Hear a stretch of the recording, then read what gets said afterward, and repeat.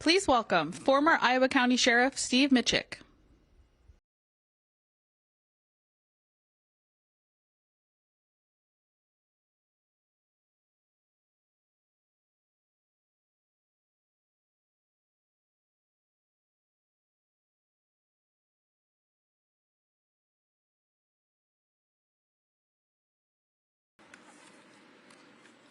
Hello everyone, and thank you for being here today. My name is Steve Mitchick, and I'm the former sheriff of Iowa County, Wisconsin, where I was born and raised on a dairy farm. A true cheesehead. I am a lifelong Republican, and in 2016 I voted for Donald Trump because he sounded like a tough guy who could get things done. Now looking back, I can't believe how wrong I was.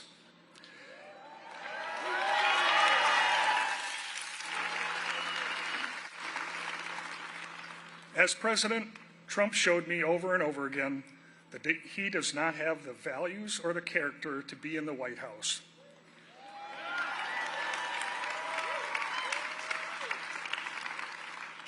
He didn't actually deliver on any of his promises, except, of course, to cut taxes for his billionaire donors on the backs of working families. And then, on January 6th, when I watched Trump try to overturn the election and encourage his supporters to violently storm the U.S. Capitol, ultimately resulting in the death of police officers, I was appalled and terrified. No member of law enforcement should be willing to stand next to him after all we witnessed on January 6th.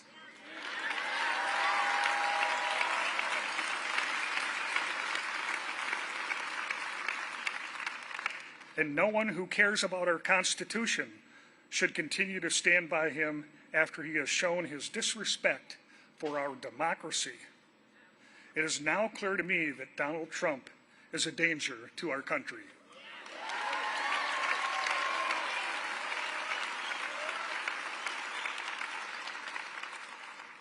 That is why I'm voting for Vice President Kamala Harris.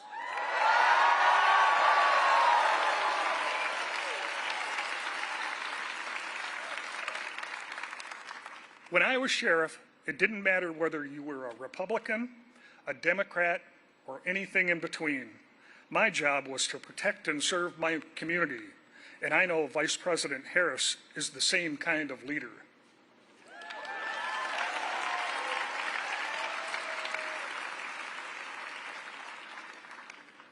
As a former prosecutor, she has spent her entire career working to deliver safety, dignity, and justice to the people she serves.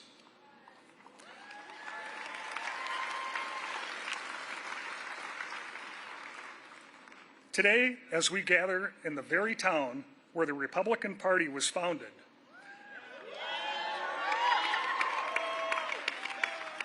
I am asking my fellow Republicans to join me as we turn the page on Trump's campaign of division and chaos.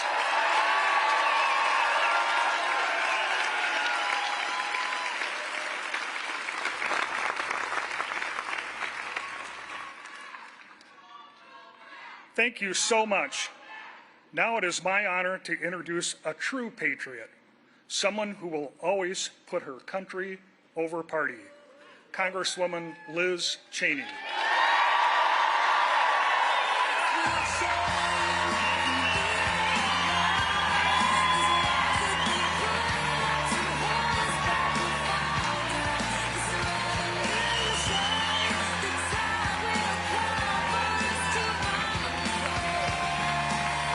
Thank you.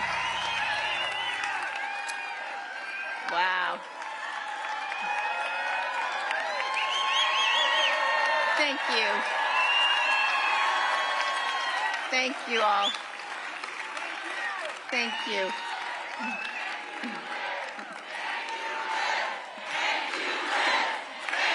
Thank you. Thank you. Boy, my God, What an amazing day to be in Wisconsin. Thank you all. Thank you so much. Thank you, Sheriff, for your courage and your service and for that wonderful introduction. It is such a pleasure to be here today at Ripon College. And I have to tell you all, Wisconsin is special for me for a particularly important reason. Way back in 1966, when a very young Dick Cheney and Lynn Cheney were graduate students at the University of Wisconsin,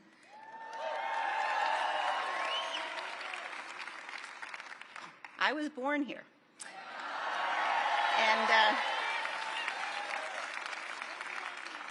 so, go Badgers, exactly. So coming back to Wisconsin always feels to me more than a little bit like coming home. I want you to know the last time that I was here campaigning was 20 years ago, in 2004.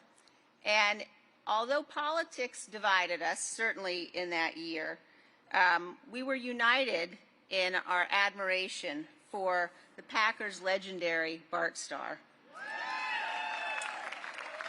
And one of the most special and memorable days I had on any campaign was the day that we got to spend with him, which included a personal tour of Lambeau Field. So it's very, very special to be back again.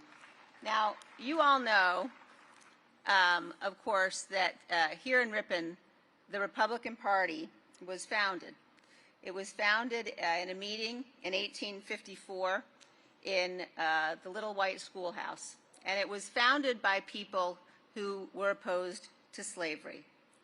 It was that Republican Party, the party of Lincoln and Eisenhower, the party of Reagan and Bush. It's that party that I belonged to my entire life. I volunteered on my first presidential campaign. I already told you how old I am, so I'll tell you. In 1976, when I was 10 years old, and I was sealing envelopes for President Ford's re-election campaign, I cast my first vote ever in 1984 for Ronald Reagan.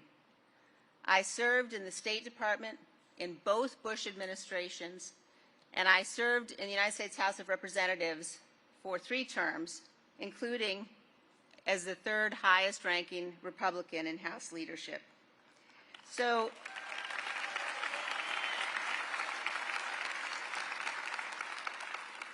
in other words, I was a Republican even before Donald Trump started spray tanning.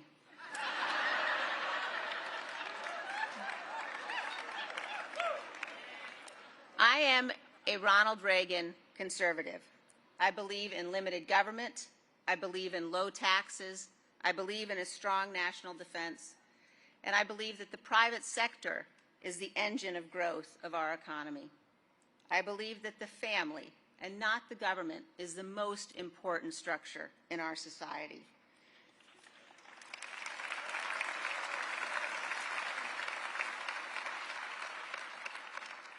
I know that our security and our freedom depend upon a world in which America, with our allies, leads.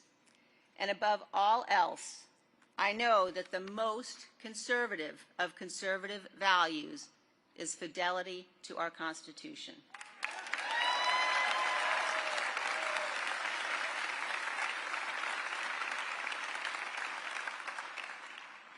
I tell you, I have never voted for a Democrat, but this year I am proudly casting my vote for Vice President Kamala Harris.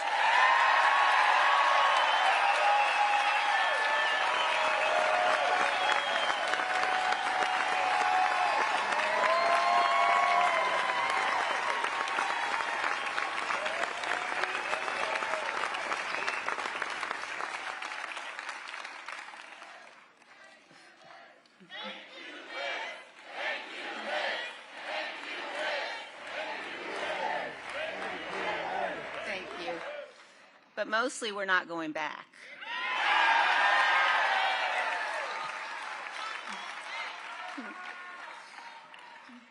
Vice President Harris is standing in the breach at a critical moment in our nation's history. She's working to unite reasonable people from all across the political spectrum.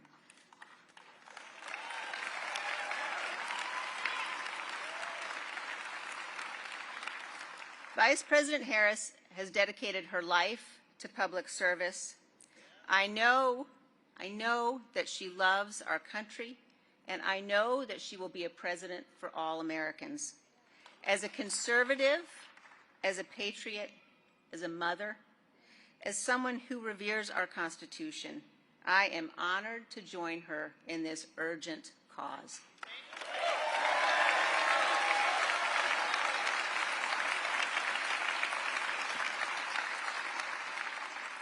As we meet here today, our republic faces a threat unlike any we have faced before.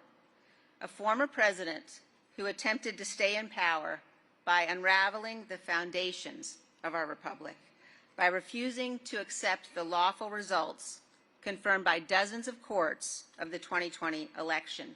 We cannot turn away from this truth. In this election, putting patriotism ahead of partisanship is not an aspiration, it is our duty.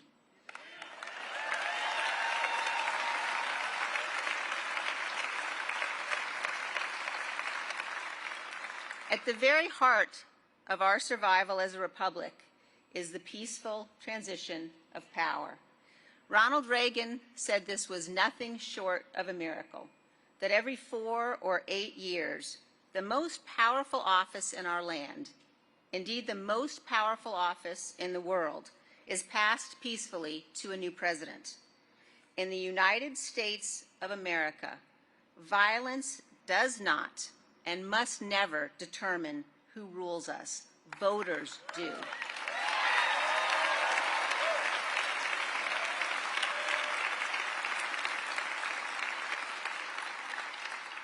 And in this country, under our Constitution, our president has a particular solemn obligation to ensure and guarantee the peaceful transfer of power. Since the beginning of the Republic, every president in our history has fulfilled that duty.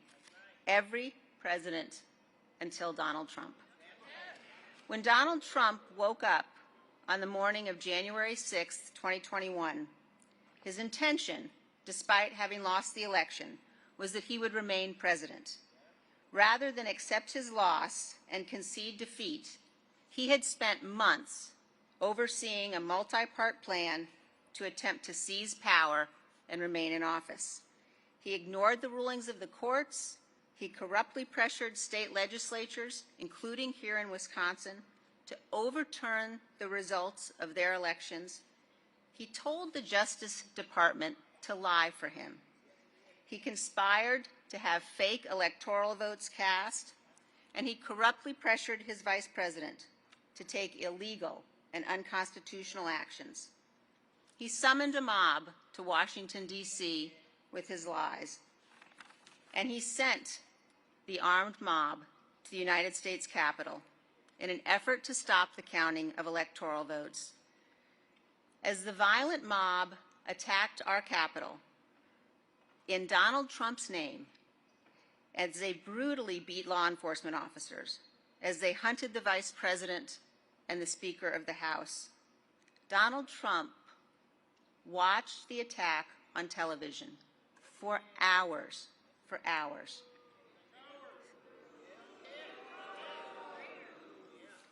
Sitting in the dining room next to the Oval Office, he refused repeated pleas from his family, from his closest advisors, from the most senior officials in his campaign and in our government to tell the mob to leave. And when Donald Trump finally did speak publicly after hours of violence, after the Capitol had been invaded, he praised the rioters. He did not condemn them. That's who Donald Trump is. Those facts that we know about what Donald Trump did, including what he did when our Capitol was under siege, those facts do not come from Donald Trump's political opponents. Those facts come from the people closest to him. They are the ones who testified that Donald Trump did not want to stop the violent attack on our Capitol.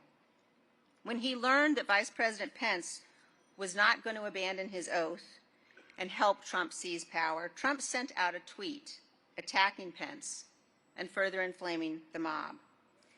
One of Trump's aides testified that shortly after that, this aide received a phone call alerting him that the Vice President had been evacuated for his own safety from his office off the floor of the Senate.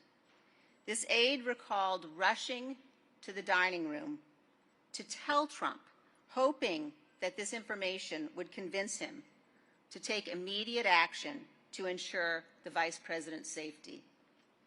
Instead, after this aide delivered that news, Donald Trump looked up at him and said, "So what?"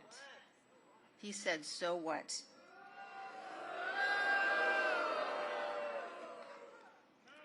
It is Donald Trump's closest aides who also told us this.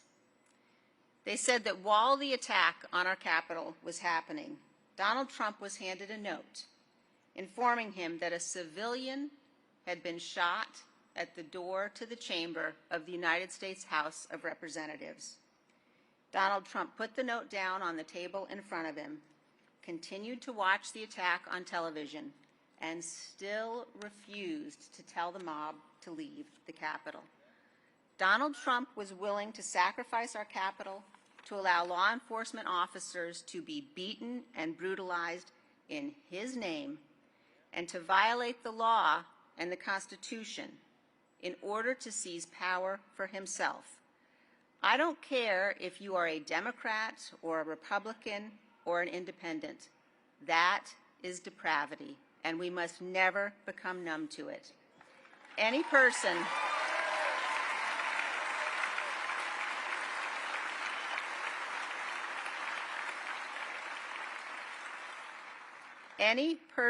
who would do these things can never be trusted with power again. We must defeat Donald Trump on November 5th.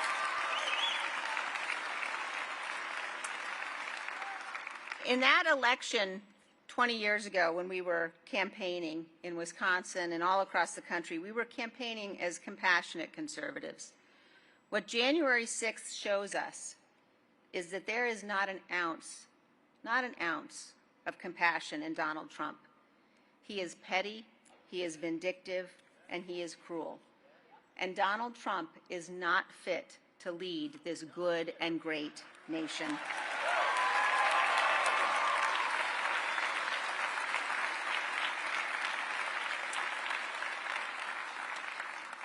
Now, sometimes people will say, you know, January 6th wasn't that big a deal. In a time when I have heard many pretty stunning things from Republicans, one of the most stunning was yesterday from your former governor, Scott Walker, who said basically, people are over January 6th.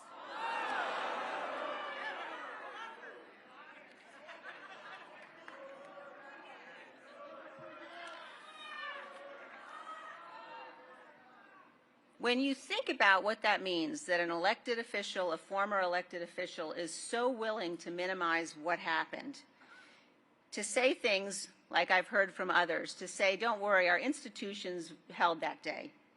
We have a responsibility, all of us, to remind people that our institutions don't defend themselves. We, the people, have to do that. We, the people, defend our institutions.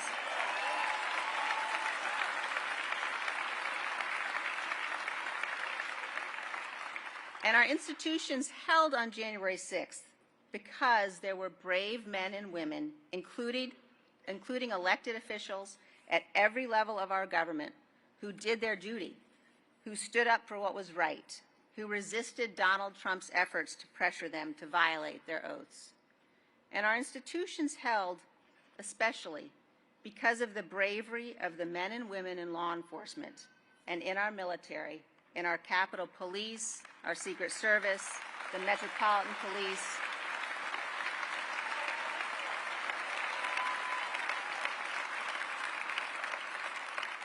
They are the ones who defended our capital, our democracy, and our lives. Many of them fought a bloody, hours-long battle on the west front of the Capitol. Go watch the video of that battle. It is sickening. They're the ones who held the line and prevented far worse from happening that day. They are the true profiles in courage. Do not let anyone lie about what happened and what they did.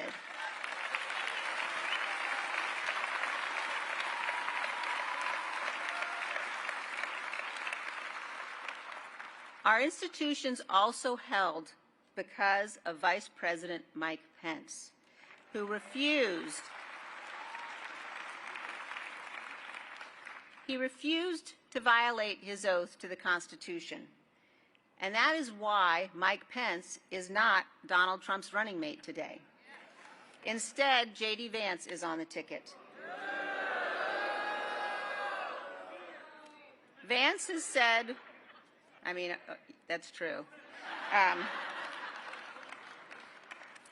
Vance has said repeatedly that he would have done what Donald Trump wanted, that he would have rejected electoral votes. He would have thrown out the votes of the people of Wisconsin because he didn't like the way that you voted.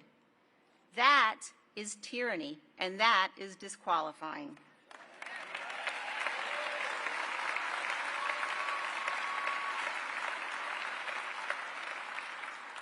History teaches us again and again that democracies can fall. They fall to populists, they fall to strongmen who beguile their fellow citizens with conspiracy theories and false emergencies. As my friend, the late Charles Krauthammer, taught us, the lesson of our history is that the task of merely maintaining strong and sturdy the structures of our constitutional order is unending. It is the continuing and ceaseless work of every generation. And that responsibility now falls on all of us in this election. This great country of ours requires leaders of character. We must choose men and women who have what Abraham Lincoln called a sincere heart. Our nation's second president, John Adams, put it this way. On the first night he ever spent in the White House, he wrote a letter to his wife Abigail. And his letter included a prayer that is so special, President Kennedy had it engraved in the mantelpiece in the state dining room in the White House. And in his letter, he said this: "May none but honest and wise men ever rule under this roof." Now, I'm confident, just a second, I am confident that John Adams meant women too.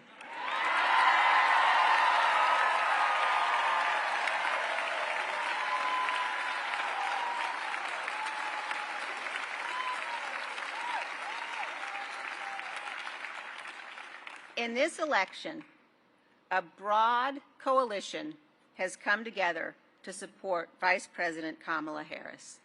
Now, we may disagree on some things, but we are bound together by the one thing that matters to us as Americans more than any other, and that's our duty to our Constitution and our belief in the miracle and the blessing of this incredible nation.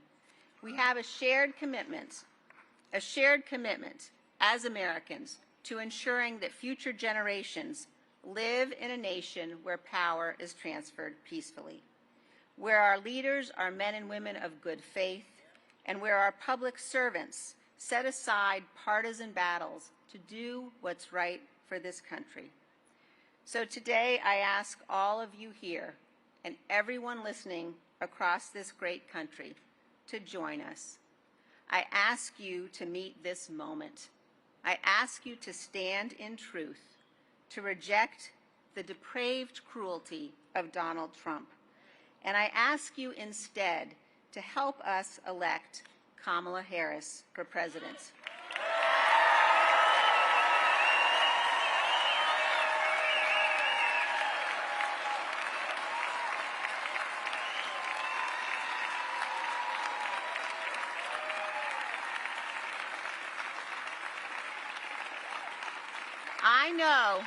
I know that President Harris will be able to unite this nation. I know that she will be a president who will defend the rule of law. And I know that she will be a president who can inspire all of our children, and if I might say so, especially our little girls.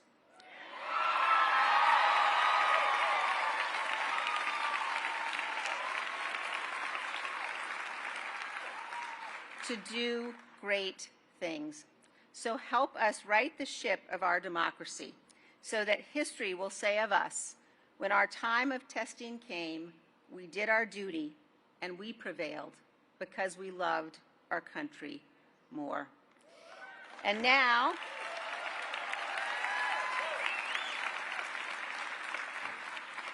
it is my great honor to introduce you to our Vice President and the next President of the United States, Kamala Harris.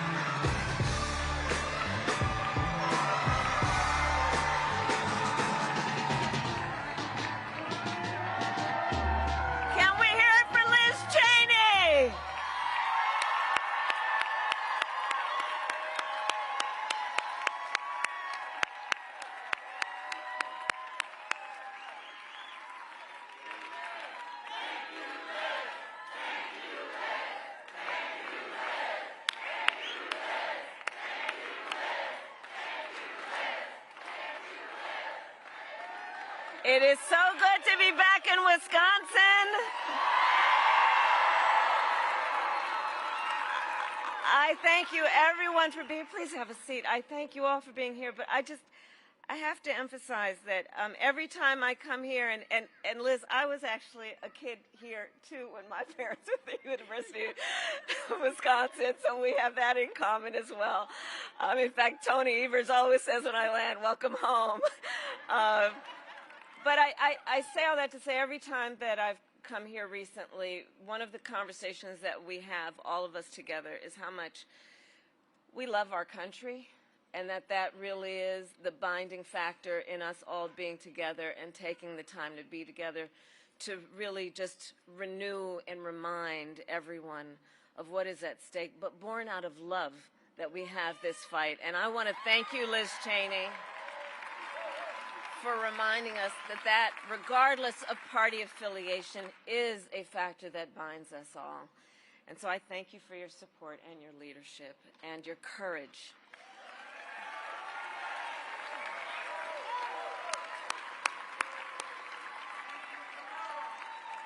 I also want to thank all the other great leaders who are with us today. Governor Tony Evers, where is he?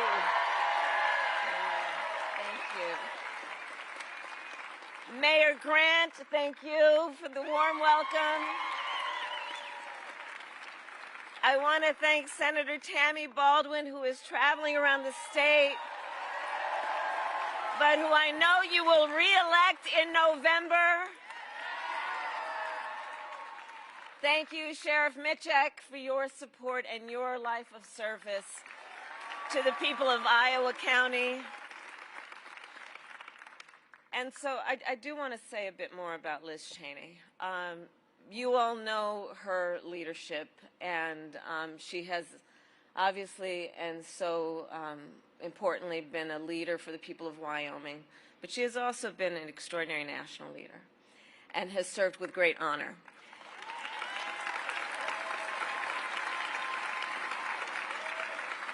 And she not only, as she has talked today, recognizes that character is among the most important attributes of leadership, but she also personifies that attribute.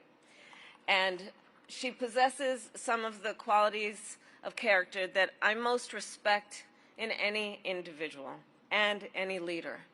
courage, especially at a moment like this, where there are so many powerful forces that have been intent on trying to demean and belittle and make people afraid.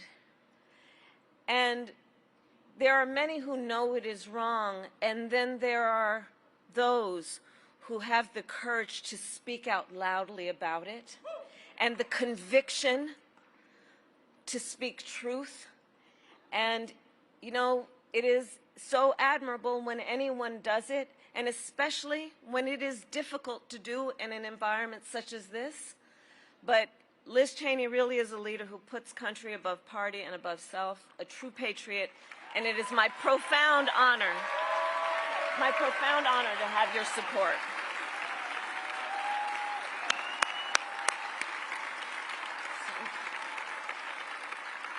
And I also want to thank your father, Vice President Dick Cheney, for his support and what he has done to serve our country. Every endorsement matters, and this endorsement matters a great deal, Liz, and it carries a special significance because, as you said, we may not see eye to eye on every issue, and we are going to get back to a healthy two-party system, I am sure of that, where we will have vigorous debates.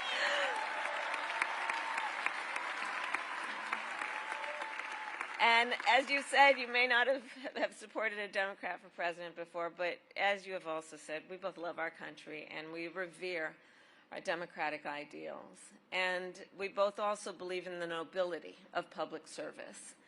And we know that our oath to uphold the Constitution of the United States of America is a sacred oath, an oath that must be honored and must never be violated.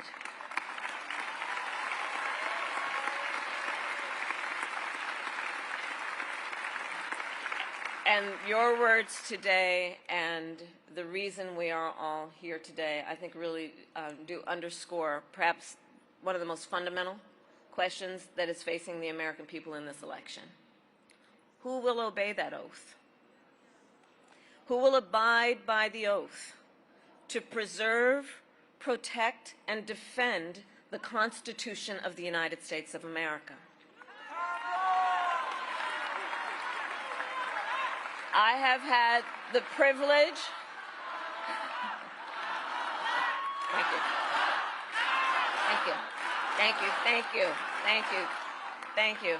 And I have sworn an oath to uphold the Constitution 6 times in my career, including as Vice President, as a United States Senator, and as the top law enforcement officer of the largest state in our country. Responsible for upholding and enforcing the laws of the state and the laws of the United States was the work I did. And I have never wavered in upholding that oath. And I have always executed it faithfully and without reservation.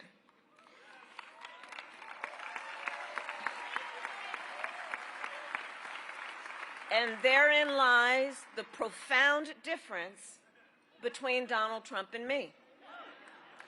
He who violated the oath to uphold the Constitution of the United States of America.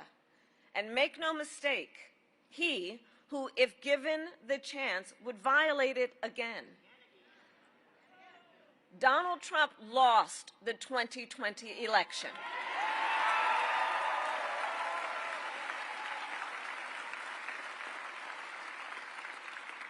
And as you have heard and know, he refused to accept the will of the people and the results of an election that was free and fair.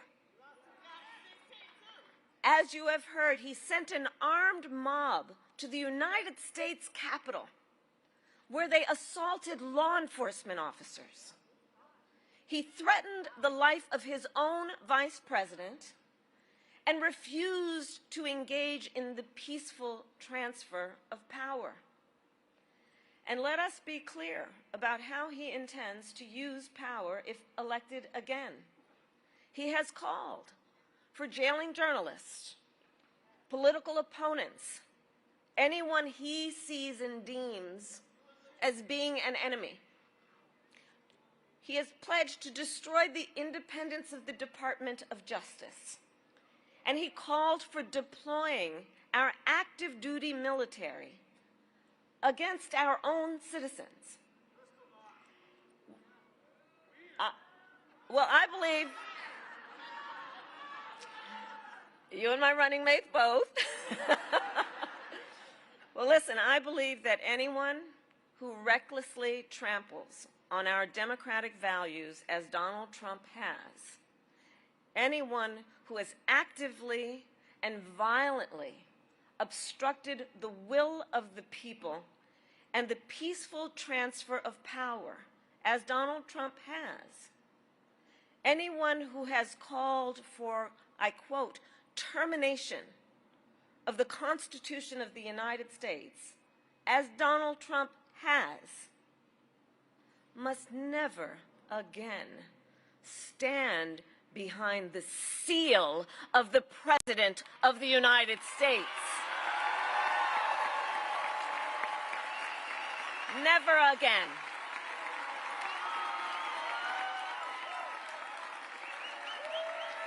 Never again.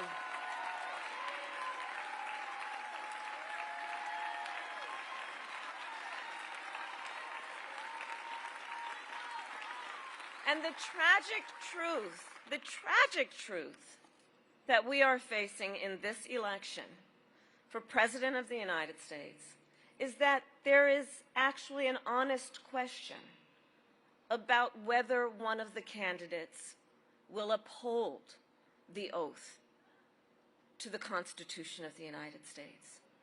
That is the tragic truth of this election, that this is actually an honest question that we are having as Americans.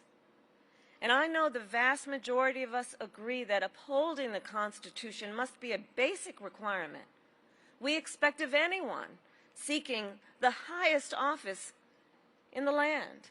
I know the vast majority of us, regardless of your political party, agree we must hold sacred America's fundamental principles, from the rule of law to free and fair elections to the peaceful transfer of power.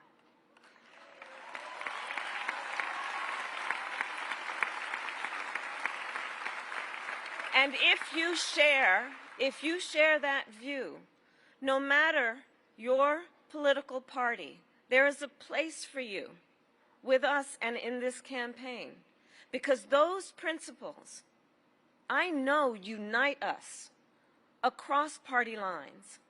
And in this election, I take seriously my pledge to be a president for all Americans. My entire career,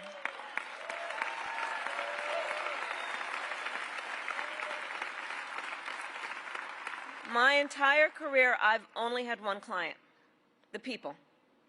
And when I say that, I mean all the people, not just those who share my party affiliation. Through all my decades in law enforcement, I never asked a victim or a witness, are you a Republican or a Democrat? The only question I ever asked was, are you okay?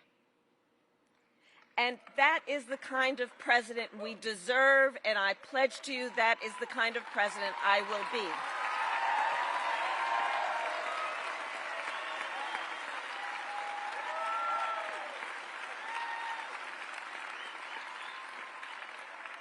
Because the President of the United States must not look at our country through the narrow lens of ideology or petty partisanship or self-interest.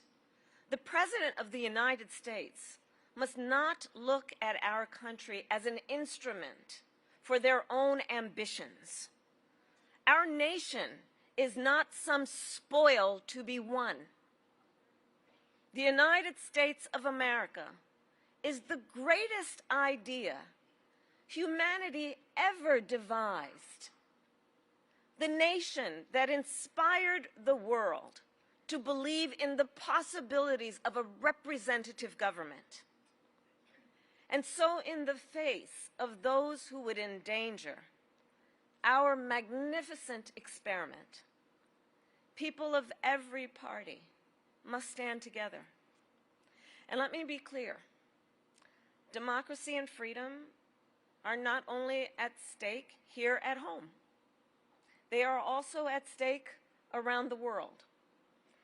As President of the United States, I will strengthen, not abdicate, America's global leadership.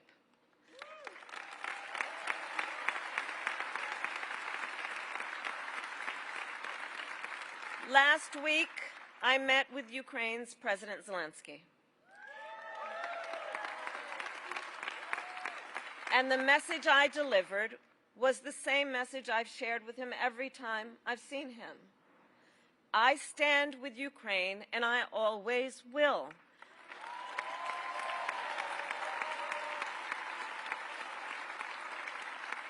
And I told him, as I have before, I want Ukraine to prevail. By contrast, in our debate, Donald Trump couldn't even bring himself to say he wanted Ukraine to win the war. Couldn't even bring himself to say that. A war that Putin, a brutal dictator, launched against a free and independent people. Trump wants to force Ukraine to give up its sovereign territory, a bedrock principle upon which we stand and fight for. And you know who else wants them to give up their sovereign? Absolutely, territory? Putin. Putin. And that's not a plan for peace. It's a plan for surrender. Well, I believe that in the global struggle between tyranny and democracy, the President of the United States must always be on the side of freedom.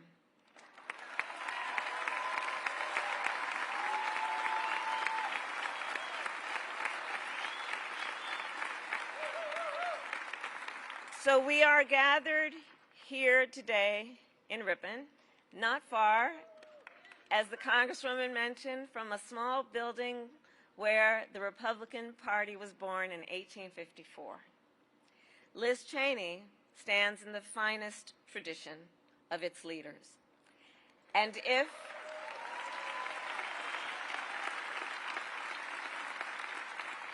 if people across Wisconsin and our nation are willing to do what Liz is doing, to stand up for the rule of law, for our democratic ideals, and the Constitution of the United States, then together I know we can chart a new way forward, not as members of any one party, but as Americans.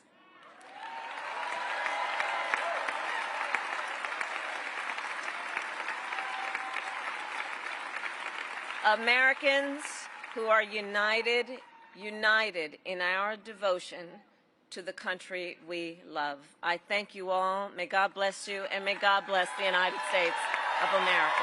Thank you all. Thank you.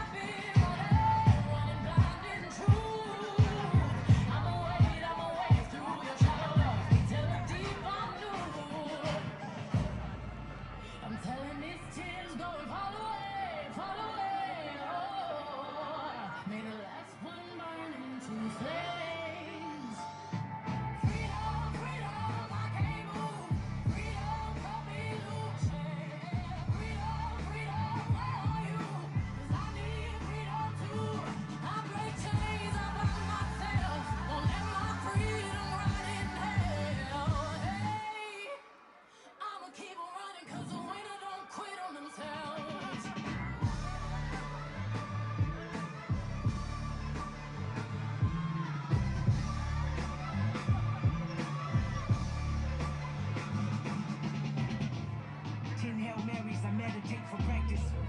Channel 9 News tell me I'm moving backwards. 8 blocks left, death is around the corner. 7 misleading statements by my persona. 6 headlights waving in my direction. 5-0 asking me what's in my possession. Yeah, I keep running, jumping the aqueducts, fire hydrants and hazardous smoke alarms on the back of us. But mama, don't cry for me, ride for me, try for me, live for me, breathe for me, sing for me. Honestly, guiding me, I can be more than I gotta be. Stole from me, lied to me, nation hypocrisy, gold on me, driving me wicked. My spirit inspired me like yeah. Open correctional gates in high desert. Open our mind as we cast away oppression. Open the streets and watch our beliefs. And when they carve my name inside the concrete, I pray it forever. Freedom, freedom, I can't move. Freedom, cut me loose. Yeah, freedom, freedom, where are you? 'Cause I need freedom too. I break chains all by myself. Won't let my freedom rot in hell. Hey, I'ma keep on running 'cause the winner don't quit on themselves.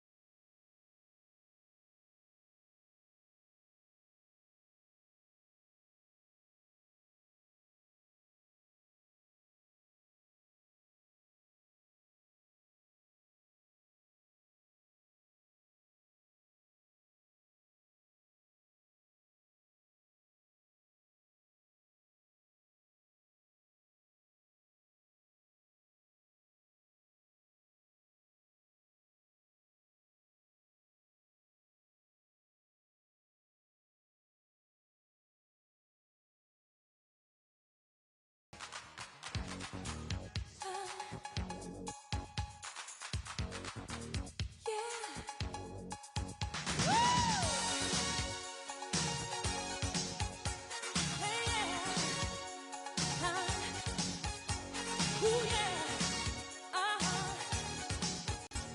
Yeah. So won't you dance? Clock strikes upon the hour and the sun begins to fade. Still enough time to figure out how to chase my blues away. I've gone all right up till now. It's the light of day that shows me how. And when the night falls, loneliness calls. Oh, I wanna dance with somebody. I wanna feel the heat with somebody. Yeah, I wanna dance with somebody. With somebody who loves me. Oh, I wanna dance with somebody. I wanna feel the heat with somebody. Yeah, I wanna dance with somebody. With somebody who loves me. I've been in love and lost my senses, spinning through the town. Sooner or later, the fever ends, and I wind up feeling down. I need a man who'll take a chance on a love that burns hot enough to last. So when the night falls, my lonely heart calls. Oh, I wanna dance with somebody. I wanna feel the heat with somebody. Yeah, I wanna dance with somebody. With somebody who loves me. Oh, I wanna dance with somebody. I wanna feel the heat. Yeah, I wanna dance with somebody. With somebody who loves me. Somebody who loves me. Somebody who loves me. Somebody who to hold me in his arms. Oh, I need a man to take a chance on a love that burns hot enough to last. So when the night falls, my lonely heart calls. Oh, I wanna dance with somebody. I wanna feel the heat with somebody. Yeah, I wanna dance with somebody. With somebody who loves me. Oh, I wanna dance with somebody. I wanna feel the heat with somebody. Yeah, I wanna dance with somebody. With somebody who loves me. Come on, baby.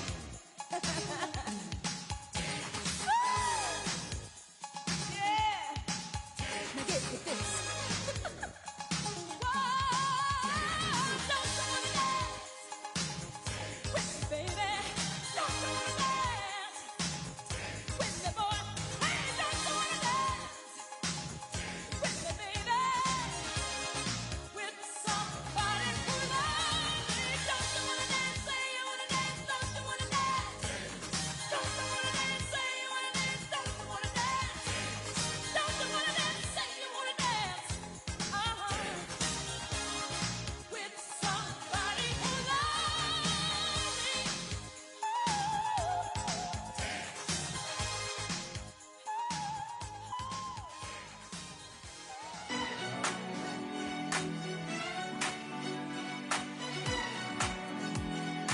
Baby, you can find me under the lights, diamonds under my eyes.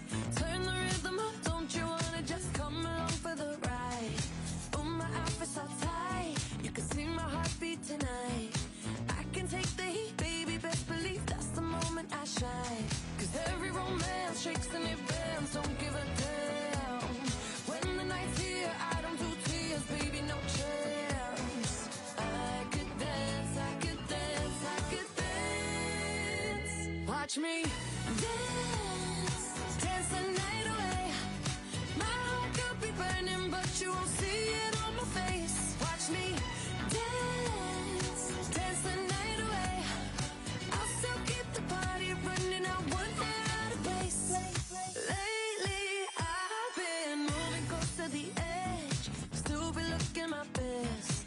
I stay on the beat, you can count on me, I ain't missing no steps. Cause every romance shakes and it bends, don't give a damn. When the night's here, I don't do tears, baby, no chance. I could dance, I could dance, I could dance. Watch me dance, dance the night away. My heart could be burning, but you won't see it on my face. Watch me dance, dance the night away. I'll still keep the party running, I wouldn't out of place. When my heart breaks, when my world shakes, I don't play safe, don't you know about me? I could dance, I could dance, I could dance. Even when the tears are flowing, they're diamonds on my face, I still keep the party going, not one hair out of place. Yes, I can. Even when the tears are flowing, they're diamonds on my face. Yes, I can. I still keep the party going, not one hair out of place. Watch me dance, dance the night away. My heart could be burning, but you won't see it on my face. Watch me dance, dance the night away. I'll still keep the party running, I wouldn't out of place. When my heart breaks, when my world shakes, I don't play safe, don't you know about me? I could dance, I could dance, I could dance, dance the night.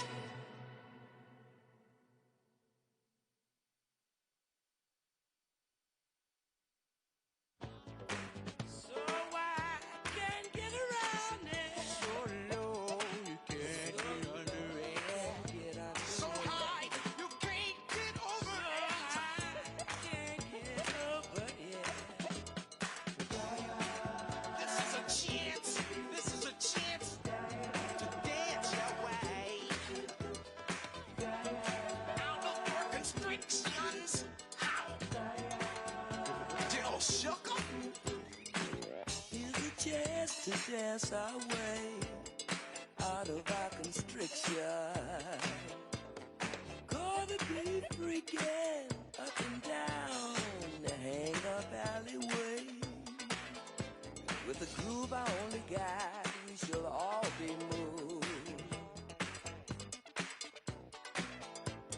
Ready or not, here we come, getting down on the one which we believe in. Can I get it on my good foot? Good God. Time I get down one time.